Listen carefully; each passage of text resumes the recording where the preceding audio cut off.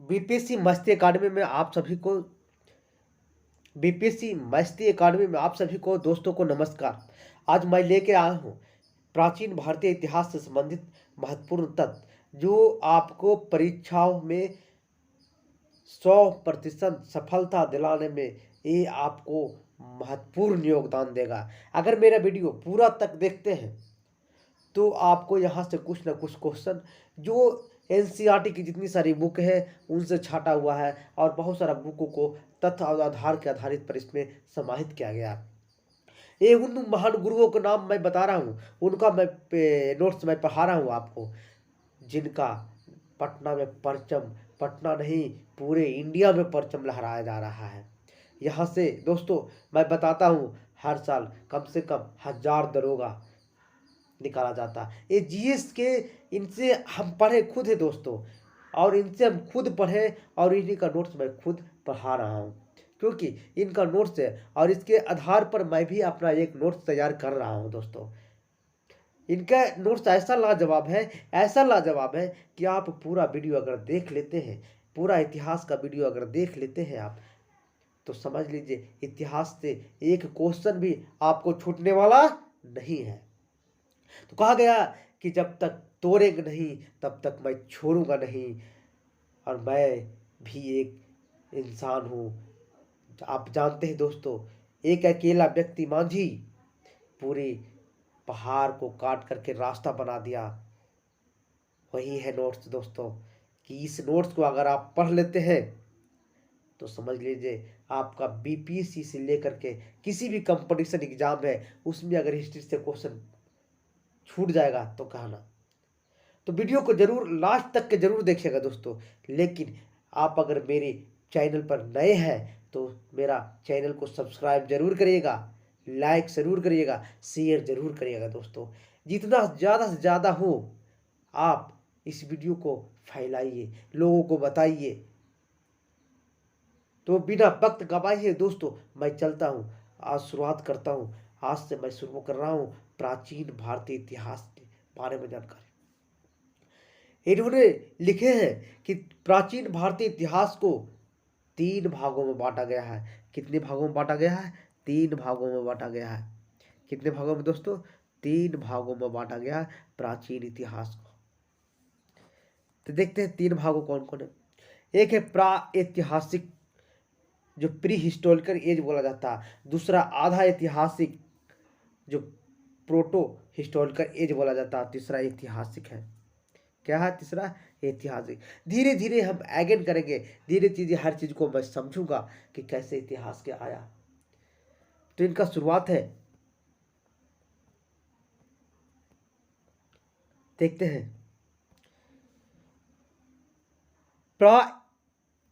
प्राक ऐतिहासिक काल, इतिहास का वह कालखंड जिसके बारे में जानकारी हमें केवल पुरातात्विक साक्ष्य पर ही निर्भर रहना पड़ता है।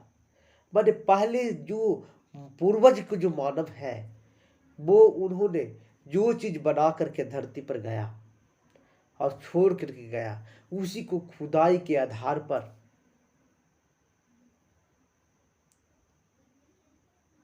या पुरातात्विक साक्ष्य छोड़ कर गया, उसी को जो खुदाई करके मिल रहा है उसी के आधार पर हम उसको निर्भर रहना पड़ता, उसी के आधार पर उसको हम विश्लेषण करते हैं, है ना। इसे क्या कहेंगे? प्राक ऐतिहासिक काल कहते हैं। इसके अंतर्गत आता है दोस्तों पाषाण काल, पूरा पाषाण काल, मध्य पाषाण काल तथा नव पाषाण काल। कौन काल? नव पाषाण काल। कौन कौन काल आता है? नव पाषाण काल। पहले आता है पाषाण काल, पूरा पाषाण काल इसको बोलते हैं। अब आता है मध्य पाषाण काल, अब आता है नव पाषाण काल। अब इसके बारे में हम विशेष तरह से पढ़ेंगे क्या क्या है। इतिहास का वह कालखंड जिसके बारे में, अब आते हैं ऐतिहासिक काल तो हो गया दोस्तों, पूरा पाषाण काल, मध्य पाषाण काल और नव पाषाण काल ऐतिहासिक काल में आ गया वो। अब आते आधा ऐतिहासिक काल, वह कालखंड जिसके बारे में जानकारी के लिए साक्ष्य एवं साक्ष्य उपलब्ध है। क्या है? जिसके बारे में जानकारी के लिए साहित्य साक्ष्य उपलब्ध है, किंतु साहित्य साक्ष्य पढ़े जाने के कारण पुरातात्विक साक्ष्य से सिद्ध नहीं हो पाए। मैंने जो मिला प्रमाण और जो साहित्य में लिखा हुआ, दोनों को मिलान सही ढंग से नहीं हो पाया, सिद्ध नहीं हो पाया कि जी वस्तु लिखा हुआ है तो यही वस्तु है या नहीं। या तो पुरातत्व से मिली हुई वस्तु सिद्ध नहीं हो पाता, उससे आधा ऐतिहासिक काल कहा जाता है। कौन सा? आधा ऐतिहासिक काल कहा जाता है। इसके अंतर्गत सिंधु घाटी सभ्यता, हड़प्पा सभ्यता को रखा गया। कौन कौन सभ्यता? आधा ऐतिहासिक काल में याद रखिएगा, सिंधु घाटी सभ्यता और हड़प्पा सभ्यता को ही रखा गया। किससे? सिंधु घाटी सभ्यता और हड़प्पा सभ्यता को ही रखा गया। किसमें? सिंधु घाटी सभ्यता और हड़प्पा सभ्यता को। अब आते हैं तीसरा नंबर है, इतिहास को मैं बताया था कि 3 भागों में विभाजित किया गया। तीसरा है ऐतिहासिक काल। कौन सा? ऐतिहासिक काल।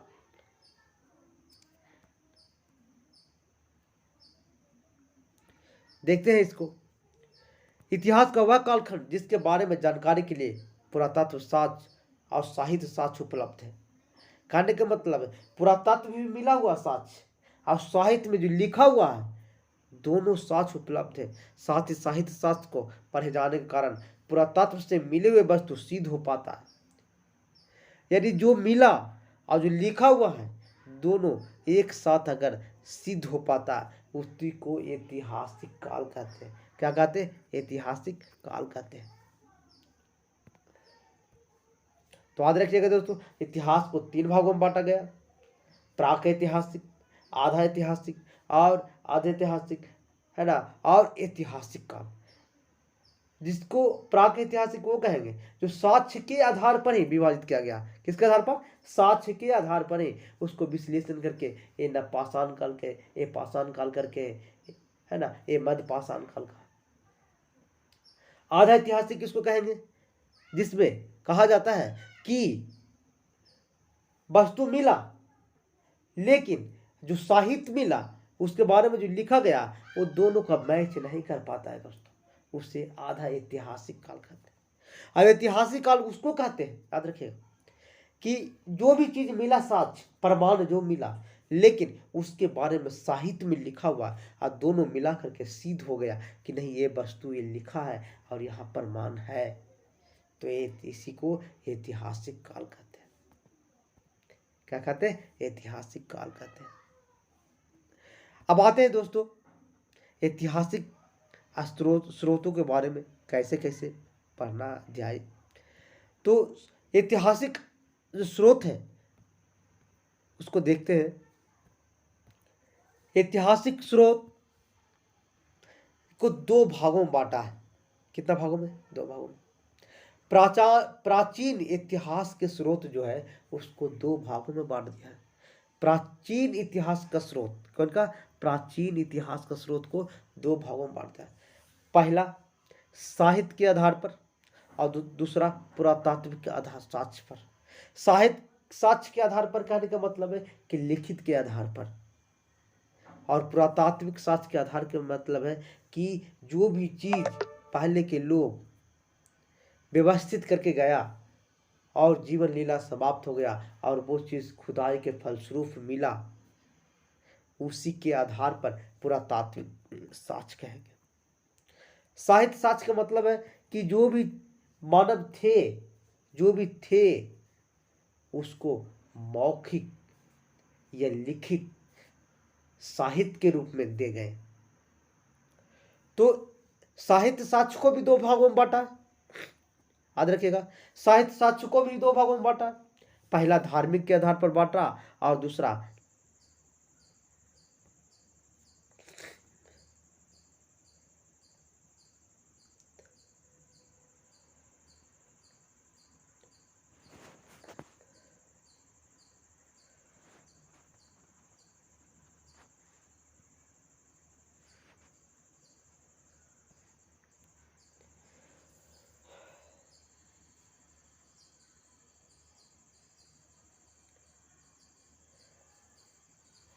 बता रहे थे दोस्तों कि प्राचीन इतिहास के स्रोत।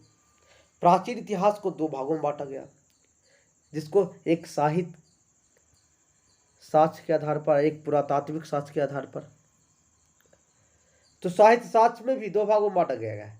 साहित्य यानी लिखित, पुरातात्विक मतलब खुदाई, प्राप्त खुदाई से प्राप्त चीजों के आधार पर, और साहित्य का मतलब है कि कहने का मतलब लिखित साहित्य के रूप में किया गया पहचान। तो साहित्य को भी दो भागों में बांट दिया गया। पहला बांट दिया गया, आप देखिएगा, धार्मिक साहित्य के, और दूसरा बांट दिया गया लैंगिक साहित्य। तो धार्मिक साहित्य में क्या क्या चीज पढ़ना है ये भी हमको देखना होगा। तो धर्म में कौन कौन आता है ये तो जानबे करते हैं आप। तो धर्म में पहला आपको पढ़ना है, दो भागों में धार्मिक साहित्य को बांट दिया है, दो भागों में भी बांटा है। अब इसको दो भागों में कौन कौन बांटा है देखिएगा, एक ब्राह्मण साहित्य और एक ब्राह्मणोत्तर साहित्य। एक ब्राह्मण साहित्य, एक ब्राह्मणोत्तर साहित्य। ब्राह्मण साहित्य में वेद के बारे में, उपनिषद के बारे में, आरण्य के बारे में, पुराण के बारे में, स्मृति के बारे में, रामायण के बारे में और महाभारत के बारे में। लेकिन ब्राह्मणोत्तर में दो भाग है, पहला बौद्ध धर्म और जैन धर्म है। अब देखते हैं, साहित्य तो हो गया, साहित्य को दो भागों में बांट दिया, एक लैंगिक साहित्य और एक धार्मिक साहित्य। तो धार्मिक साहित्य को भी दो भागों में बांट दिया, एक ब्राह्मण साहित्य और एक ब्राह्मणोत्तर साहित्य। आप देखते हैं लैंगिक साहित्य में क्या क्या बांटा है। तो लैंगिक साहित्य में जो बांटा है, ऐतिहासिक ग्रंथ, जीवनी और गल्प साहित्य ग्रंथ। आप देखते हैं पुरातात्विक साक्ष्य। पुरातात्विक साक्ष्य के मतलब खुदाई से जो प्राप्त या पहले से बनाया हुआ है और लिखित के आधार पर उन्होंने उसका मेल खा रहा है। पहला अभिलेख, दूसरा मुद्राएं, तीसरा स्मारक भवन और मूर्तियां और चित्रकला। आपको ये धीरे धीरे अध्ययन करना होगा, इसके बारे में समझना होगा, इसके बारे में आपको पढ़ना होगा। अब आते हैं दोस्तों कि दो गो तो हो गया, जिसमें दो गो हुआ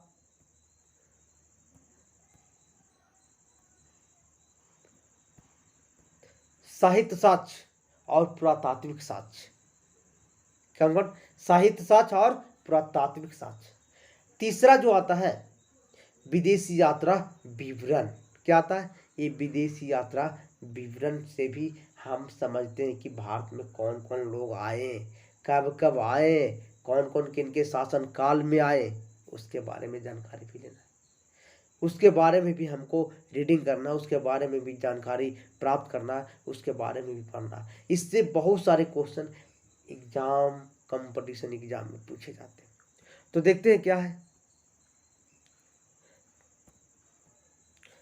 विदेशी यात्रा विवरण। इससे आपको विदेशी कौन कौन थे, तो पहला आए थे यूनानी रोमन लेखक, दूसरा था चीनी लेखक और तीसरा अरबी थे। ये तीन को आए थे भारत में, यूनानी रोमन लेखक, चीनी लेखक और अरबी लेखक। लेकिन सबसे ज्यादा यूनानी रोमन लेखक आए थे भारत में। कौन आए थे, सबसे ज्यादा यूनानी रोमन लेखक आए थे भारत में। अब यूनानी में कौन कौन आए थे इसके बारे में हम जरा सा देख लेते हैं। देखिएगा यूनानी रोमन लेखक, ये है टेसियस। कहाँ का था, पूछता है क्वेश्चन में, टेसियस यूनानी रोमन लेखक जो था किस देश से संबंधित है, तो क्या कहाँ बताएंगे, ईरान से संबंधित था। कहाँ से, ईरान से। हेरोडोटस यूनानी ही रोमन लेखक था, इतिहास का पिता कहलाता था। सिकंदर के साथ आने वाला विद्वान था नियारकस, अनुसिक्रिटस, अरिस्टोबुलस। कौन कौन याद रखिएगा, नियारकस, आनुसिक्रिटस और अस्टियोबुलस, ये तीनों सिकंदर के साथ आया था यूनानी। अगला है मेगास्थनीज, जिन्होंने लिखा इंडिका नामक पुस्तक का लेखक। ये बहुत इंपॉर्टेंट, हर परीक्षाओं में पूछे जाते हैं। ये चंद्रगुप्त मौर्य किस समय थे, किसके समय थे, चंद्रगुप्त मौर्य के ही समय थे। अगला है डायमेकस, जो बिंदुसार के शासनकाल में था। डायमेकस किसके शासनकाल में आया था, बिंदुसार के शासनकाल में। इसके बाद है डायनोसियस, जो अशोक के शासनकाल में आए थे। डायनोसियस किसके शासनकाल में आए थे, अशोक के शासनकाल में आए इसके बारे में सबका विश्लेषण धीरे धीरे आगे हम पढ़ते जाएंगे दोस्तों, आगे हम समझेंगे इसके बारे में। आगे है टॉलमी ज्योग्राफिका के लेखक, ज्योग्राफिका के लेखक टॉलमी भी थे। कौन थे? ये यूनानी विद्वान थे, यूनानी लेखक थे। अगला है प्लिनी, जो नेचुरल हिस्ट्री पुस्तक के लेखक है। कौन है? नेचुरल हिस्ट्री पुस्तक के लेखक है।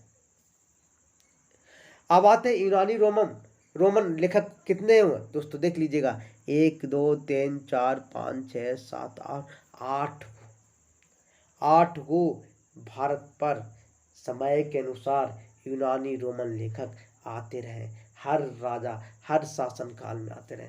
हर मैंने कहने का मतलब है हर जनरेशन के बाद हर राजा में हर तरह के लोग आए यूनानी। अब आते हैं चीनी लेखक कौन कौन आए। तो चीनी लेखक 4 गो आए थे दोस्तों। कितना आए थे? 4 गो आया था चीनी लेखक। कौन कौन? फाहियान, सुंगवुंग, होनसांग और इति सिंह। कौन कौन? फाहियान याद रखिएगा, सुंगयून याद रखिएगा, हानसोंग याद रखिएगा और इति सिंह याद रखिएगा। अगला है अरबी लेखक। अरबी लेखक भी बहुत सारे लोग आए, अरबी लेखक भी आए। अरबी लेखक में कौन कौन आए? सुलेमान आए, अल मसूदी आए और अल बरूनी आए और इब्न बतूता आए। कौन कौन आए? सुलेमान सबसे पहले, फिर अल मसूदी आया, फिर अल बरूनी आया, फिर इब्न बतूता आया। तहकीक हिंद के लेखक अल बरूनी था, तहकीक हिंद के लेखक अल बरूनी था।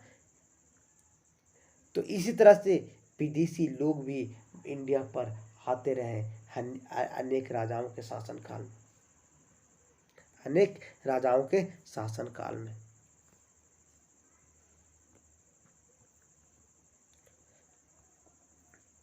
अब आगे चलते हैं दोस्तों।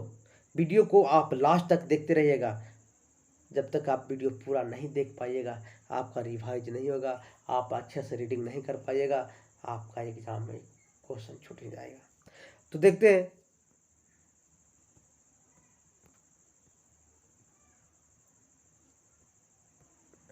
एक एक पॉइंट को मैं देखूंगा। प्राचीन भारतीय इतिहास जानने का स्रोत आपको पहला ही बताए थे कि साहित्य के स्रोत के आधार पर था और पुरातात्विक स्रोत से प्राप्त, यानी खुदाई से जो प्राप्त हुआ था। तीसरा, विदेशी यात्रा या विवरण, विदेश से लोग आए और यहाँ करके साहित्य को लिखने का काम किया। यहाँ पे कौन कौन शासक था, बहुत सारे लेख लिखे। साहित्य स्रोत को 2 भागों में बांटा, ये बताए थे दोस्तों, 2 भागों में बांटा गया, धार्मिक और गैर धार्मिक। गैर धार्मिक को लैंगिक साहित्य कहते हैं। और धार्मिक साहित्य को 2 भागों में बांटा गया, ब्राह्मण साहित्य और गैर ब्राह्मण साहित्य को। कौन कौन? गैर ब्राह्मण साहित्य। अब देख लेंगे ब्राह्मण साहित्य में कौन कौन आता है। ब्राह्मण साहित्य, इसके अंतर्गत हिंदू धर्म से संबंधित 4 वेद, हिंदू धर्म से सबसे संबंधित 4 वेद, ब्राह्मण ग्रंथ, आरण्यक ग्रंथ, उपवेद, उपनिषद, पुराण, महाकाव्य, रामायण, महाभारत इत्यादि को रखा गया, ब्राह्मण साहित्य में रखा गया। याद रखिएगा, उपनिषद, पुराण, महाकाव्य, रामायण, आरण्यक ग्रंथ और महाभारत इत्यादि को रखा गया, और 4 वेद को रखा गया। लेकिन गैर ब्राह्मण भी साहित्य था, इसको 2 भागों में बांट दिया था। गैर ब्राह्मण को पहला भाग बांट दिया था बौद्ध धर्म, जो बौद्ध धर्म साहित्य संबंधित है, और दूसरा जैन साहित्य से संबंधित है। बौद्ध साहित्य में दोस्तों बौद्धों के बारे में उल्लेख मिलता है, यही है हमारे गुरु जी। बौद्ध साहित्य में बौद्ध धर्म के बारे में जानकारी मिलता है, और जैन धर्म में जैन धर्मों के बारे में जानकारी मिलता है, जैन धर्म में जैन धर्मों के बारे में जानकारी मिलता है। गैर धार्मिक या इसको लैंगिक साहित्य के तत्कालीन समाज में विभिन्न प्रशासन, धर्म या अर्थव्यवस्था इत्यादि के बारे में इसका जानकारी मिलता है।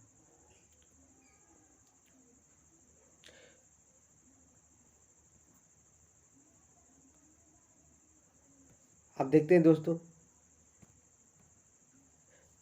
ब्राह्मण साहित्य। कौन? ब्राह्मण साहित्य।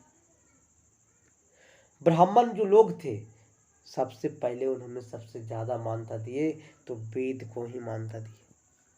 वेद का अर्थ होता है दोस्तों पवित्र ज्ञान, आध्यात्मिक ज्ञान। कौन कौन? पवित्र ज्ञान और आध्यात्मिक ज्ञान। वेदों को अपौरुष कहा गया है, जिसका अर्थ है देव। इसकी रचना देवताओं द्वारा किया जाता है। इसकी रचना किसके द्वारा किया जाता है? देवताओं के द्वारा किया जाता है। वेदों कई पीढ़ियों तक मौखिक परंपरा साथ संरक्षित रही। मैंने कहने का मतलब वेदों को कई पीढ़ियों तक मौखिक परंपरा द्वारा संरक्षित रहा और हस्तांतरित हुई, इसलिए वेदों को श्रुति ग्रंथ कहा जाता है। श्रुति ग्रंथ उसको कहा जाता है दोस्तों, जैसे अगर कोई व्यक्ति कहानी कह देता है और उस कहानी को अगला व्यक्ति सुन लेता है और उसको याद कर लेता है, उसको पूरा भेजा मिट जाता है। अब वही कहानी उस व्यक्ति भी दूसरा व्यक्ति को अगला जन्म में कहता है, अगला जन्म नहीं, दूसरा व्यक्ति को कहता, वो अपने बाप अपने बेटे को, बेटा अपने बाप को, पोता को, इसी तरह से चलते रहता है। वेद कई जन्मों तक परंपरा द्वारा संरक्षित रहा। पहले तो लिखने पढ़ने की उतनी था नहीं। वेद प्राचीन परंपराओं का विवेचन प्रस्तुत करता है। क्या?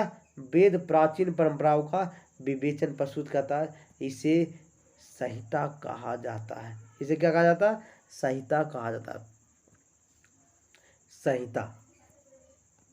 हालांकि वेद का संकलन करता महर्षि कृष्ण द्वैपायन वेद व्यास को माना जाता है। कौन कौन? महर्षि कृष्ण द्वैपायन वेद व्यास को माना जाता है। वेदों की कुल 4 है। वेदों की कुल संख्या कितना है? 4 है। कौन कौन? ऋग्वेद है, सामवेद है, यजुर्वेद है और अथर्ववेद है। 3 वेद, ऋग्वेद, सामवेद, यजुर्वेद, वेदयत्री कहा जाता है। कौन कौन? ऋग्वेद, सामवेद और यजुर्वेद को वेदयत्री कहा जाता है। कौन कहा जाता है? वेदयत्री कहा जाता है, क्योंकि तीनों वेद की रचना सबसे पहले ऋग्वैदिक काल में हुआ था। किस काल में हुआ था? ऋग्वैदिक काल में हुआ था तीनों वेद का रचना।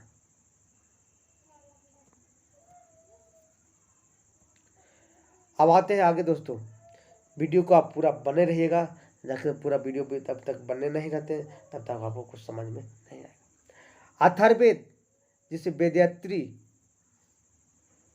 अथर्ववेद को वेदयत्री अंतर्गत इसलिए नहीं रखा जाता क्योंकि इसकी रचना बाद में हुआ, इसे वैदिक काल में हुआ। अथर्ववेद को, जिसे 3 वेद को एक साथ रखा गया, लेकिन अथर्ववेद को इसको छाड़ दिया गया क्योंकि इसका रचना उत्तर वैदिक काल में हुआ और बाकी सभी वेदों का रचना ऋग वैदिक काल में हुआ था। अब वेद 4 प्रकार का होता है दोस्तों। कितने प्रकार का? 4 प्रकार का। आप चारों वेद को विभिन्न तरह से हम पढ़ेंगे, उसको समझेंगे। ऋग्वेद वेदों में प्राचीनतम वेद है। पूछेगा परीक्षा में कि सबसे प्राचीनतम वेद कौन है, तो ऋग्वेद है। यह विश्व का प्राचीनतम साहित्य है। विषय वस्तु, ऋग्वेद में वैदिक देवता के प्रार्थना, स्तुति, मंत्रों का संग्रह है। किसका? भगवान का, यानी भगवान का स्तुति जो किया जाता है उसी मंत्रों का इसमें क्या है? संग्रह। इसका भाषा संस्कृत है, वैदिक संस्कृत। इसका भाषा क्या है? वैदिक संस्कृत है। लेकिन शैली पठनात्मक है, कविताओं के रूप में इसका लिखा गया है। किसका? कविताओं के रूप में इसको लिखा गया है।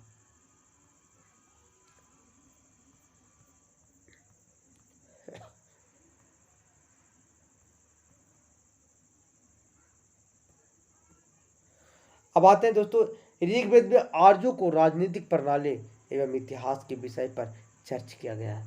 किसमें? राजनीतिक प्रणाली, आर्यों की राजनीतिक पर, माने कहने का मतलब है कि ऋग्वेद में, किसमें? ऋग्वेद में राजनीतिक प्रणाली किसका? आर्य लोग जो करता था राजनीतिक, उसके प्रणाली को चर्चा है एवं इतिहास के विषय के बारे में और इतिहास से संबंधित कुछ विशेष तथ्य है उसके बारे में इसका जानकारी मिलता है। ऋग्वेद में देवताओं को स्तुति की चर्चा की गया है। पूछता है कि किस वेद में देवताओं को स्तुति का चर्चा किया गया, तो क्या मारिएगा? ऋग्वेद मारिएगा। ऋग्वेद के जो ज्ञाता हो जाता था उसे होत्रा कहा जाता था। ऋग्वेद के जो ज्ञाता होता उसको क्या कहा जाता? होत्रा। ऋग्वेद की तुलना ईरानी ग्रंथ था जिसका नाम था जिंदा व्यवस्था से किया गया। इसका जिंदा व्यवस्था। पूछता है कंपटीशन में कि ऋग्वेद की तुलना किस ईरानी ग्रंथ से किया गया है, तो 4 ऑप्शन दे देगा आपको। तो उसमें जिंदा व्यवस्था रहेगा, उसको आप रंग दीजिएगा, टिक कर दीजिएगा। इस वेद का उपवेद, ऋग्वेद का उपवेद आयुर्वेद है। कौन सा वेद है? आयुर्वेद है, जिसकी रचना धन्वंतरी ने किया था। कौन की रचना? धन्वंतरी। पूछेगा आयुर्वेद का रचना किसने किया, तो धन्वंतरी मारिएगा। ये वेरी वेरी इंपॉर्टेंट क्वेश्चन। यह सबसे प्राचीन वेद है। कौन? ऋग्वेद सबसे प्राचीन वेद है। पूछेगा कभी कभी कि ऋग्वेद का उपवेद कौन है, तो आयुर्वेद मारिएगा। इसकी रचना कौन किया, तो धन्वंतरी किया। इसमें कितना मंडल है, तो 10 मंडल में बांटा गया, जिसमें 2 से 7वां मंडल को प्राचीनतम, यानी दूसरा मंडल से लेकर के 7वां मंडल तक के प्राचीनतम वंश मंडल कहा जाता है। और सबसे ज्यादा प्राचीनतम मंडल जो है 7वां प्राचीनतम मंडल है। कौन सा? 7वां प्राचीनतम मंडल है।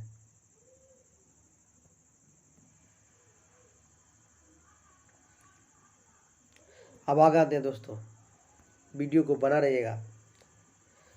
पहले एवं 10वां मंडल को नवीनतम मंडल कहा जाता है। कौन सा मंडल कहा जाता है? नवीनतम मंडल का, क्योंकि इसके बाद जोड़ा गया, इसके बाद जोड़ा गया।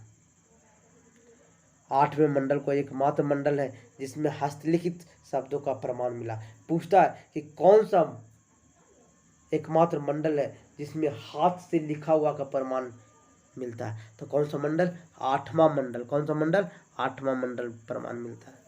यह मंडल वरुण देवता को समर्पित करता है। किस देवता को समर्पित करता है? वरुण देवता को समर्पित करता है, जिससे लोगों को नैतिकता का ज्ञान मिलता है। इसे नैतिकता का क्या मिलता है? ज्ञान मिलता है।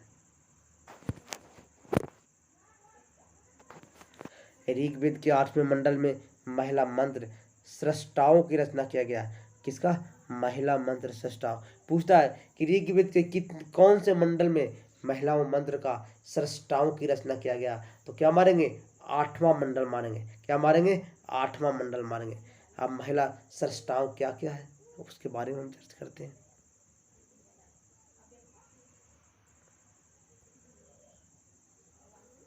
लोपामुद्रा आप सुने होंगे। लोपामुद्रा। दूसरा घोषा, जो बाल ब्रह्मचारी महिला होता था उसको घोषा बोला जाता था। अपाला, क्या?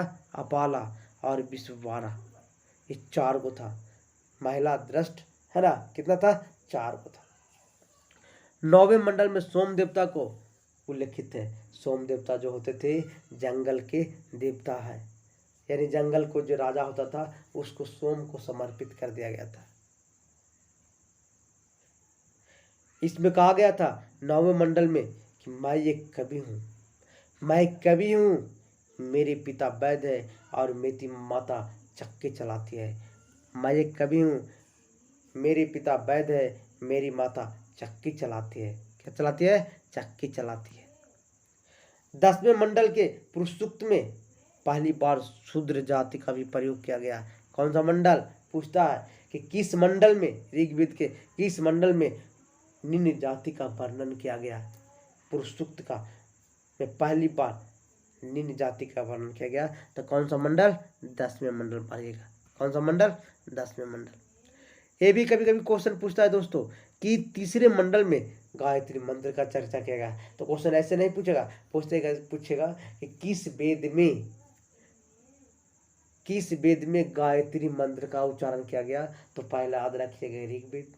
दूसरा, ऋग्वेद के कितने मंडल में गायत्री मंत्र का उच्चारण किया गया, तो तीसरा मंडल याद रखिएगा। कौन सा मंडल? तीसरा मंडल याद रखिएगा। अब आते हैं सामवेद की चर्चा करते हैं दोस्तों। सामवेद, इसको गायन से संबंधित रखा गया। क्या रखा गया? गायन से संबंधित रखा गया। इस वेद में देवकी पुत्र कृष्ण की चर्चा पहली बार किया गया। किसका? देवकी पुत्र कृष्ण का चर्चा पहली बार किया गया। इस वेद में कुल मिलाकर 1875 ऋचाएं हैं, जिसमें 75 ऋचाएँ को छोड़कर शेष सभी ऋचाएँ ऋग्वेद से लिया गया है। कहाँ से लिया गया है? 75 ऋचाएँ को छोड़ करके सभी ऋचाओं को कहाँ से लिया गया? ऋग्वेद से ही लिया गया है। कहाँ से लिया गया? ऋग्वेद से ही लिया गया।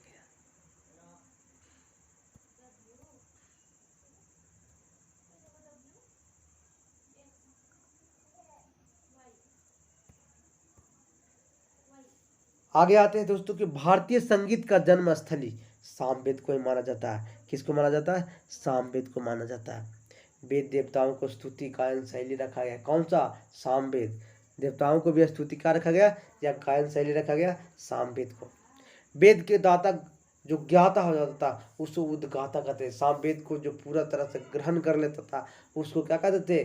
उद्गाता कहते थे। क्या कहते थे? उद्गाता। सामवेद का उपग्रंथ था गंधर्व वेद। कौन सा? गंधर्व वेद। पूछता है सामवेद का उपग्रंथ कौन है? तो गंधर्व वेद। कौन सा ग्रंथ? गंधर्व वेद, जिसकी रचना भरत मुनि ने किया था। कौन क्या थे? भरत मुनि ने किए थे। अब आगे तो आते हैं यजुर्वेद। यजुर्वेद में कहा जाता है कि आर्यों युद्ध लड़ा और राजनीतिक किया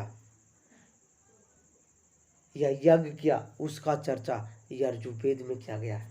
किसका? आर्यों का। कौन कुछ किया?